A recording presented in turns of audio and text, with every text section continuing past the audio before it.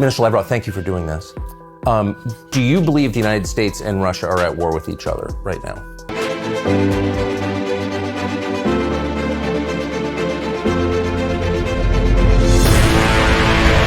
I want to go back to what you said a moment ago about the introduction or the unveiling of the hypersonic weapons system that you said was a signal to the West. What signal exactly? I think many Americans are not even aware that this happened. What message were you sending by showing it to the world?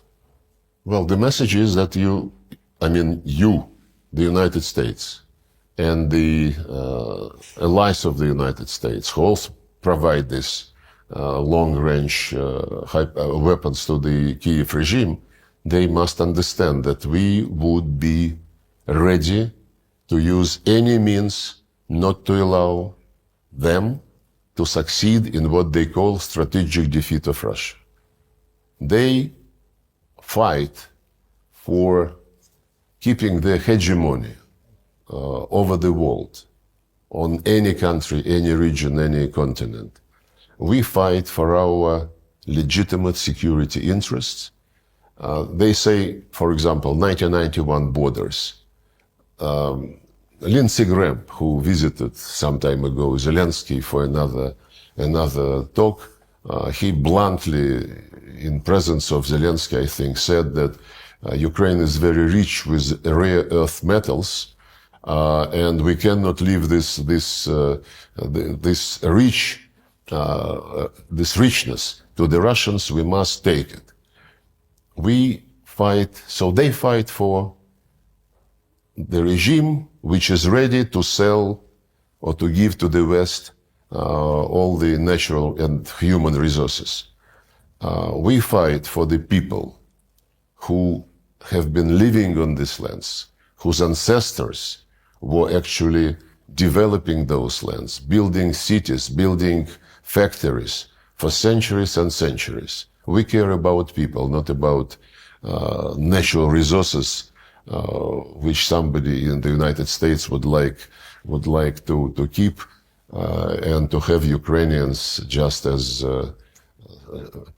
servants sitting on these natural resources. So the message which we wanted to sell by testing in real action this hypersonic system is that we will be ready to do anything to defend our legitimate interest. We hate even to think about war with the United States, which will take, nuclear character. Our military doctrine says that the most important thing is to avoid a nuclear war. And it was us, by the way, who initiated in January 2022 the message, the joint statement by the leaders of the 5 permanent members of the Security Council, saying that we will do anything to avoid confrontation between us, acknowledging and respecting each other's security interests and concerns.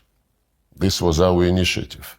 And the security interests of Russia were totally ignored when they rejected, about the same time, when they rejected the proposal to conclude a treaty on security guarantees for Russia, for Ukraine, in the context of coexistence and in the context when Ukraine would not be ever member of NATO or any other military bloc.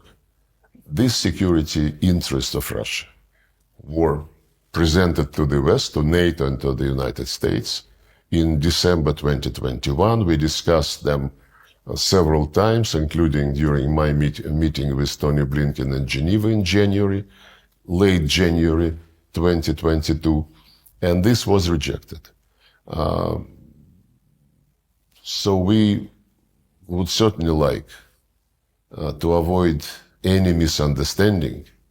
And since the people, some people in Washington and some people in London, in Brussels, seem to be not very capable to understand we will send additional messages if they don't draw necessary conclusions.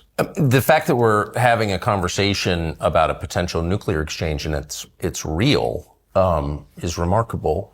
Not something I thought I'd ever see, and it raises the question: how much back-channel dialogue is there between Russia and the United States? Has there been for the last 2.5 years? Is there any conversation ongoing? There are several channels, but mostly on exchange of people who served terms in Russia and in the United States. There were several swaps.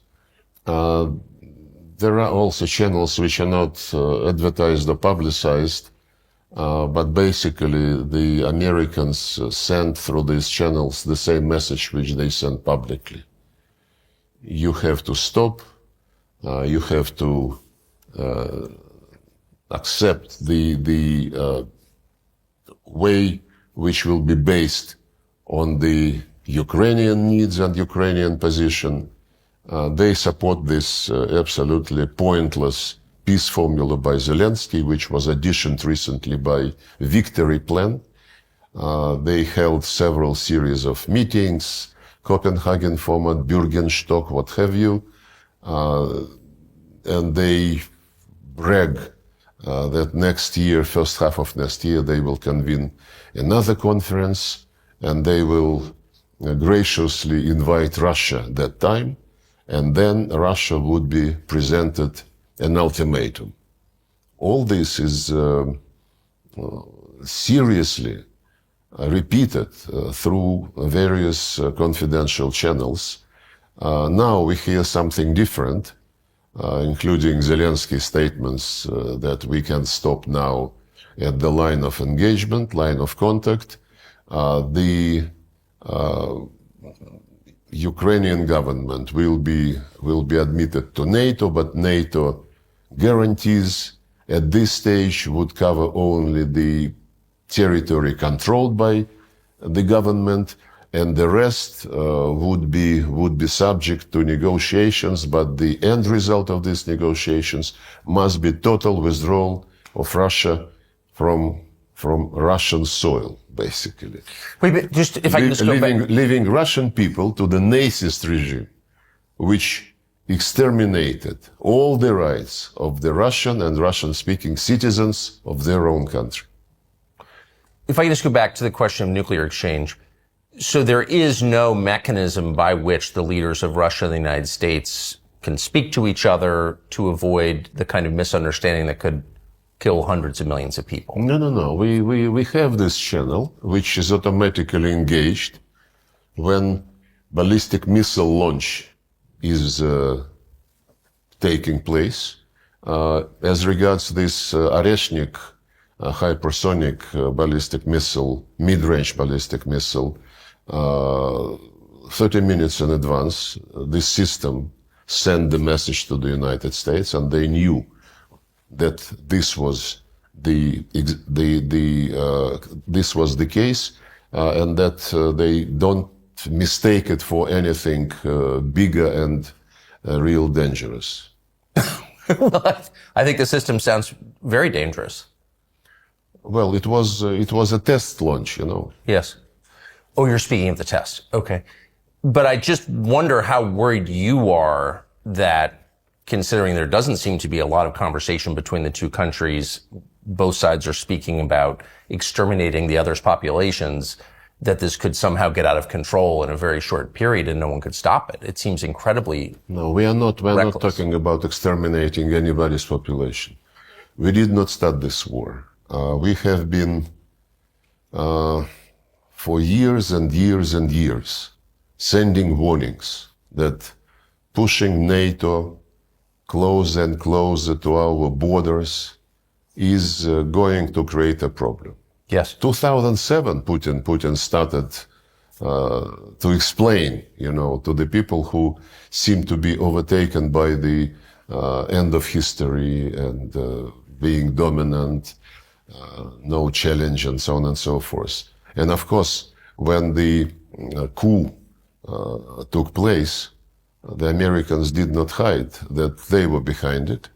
there is a conversation between Victoria Nuland and the then American ambassador in Kiev when they discuss personalities to be included in the new government after the coup.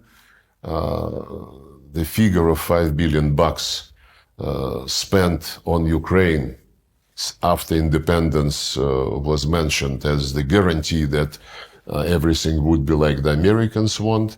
So we don't have any intention to exterminate Ukrainian people. They are brothers and sisters to the Russian people.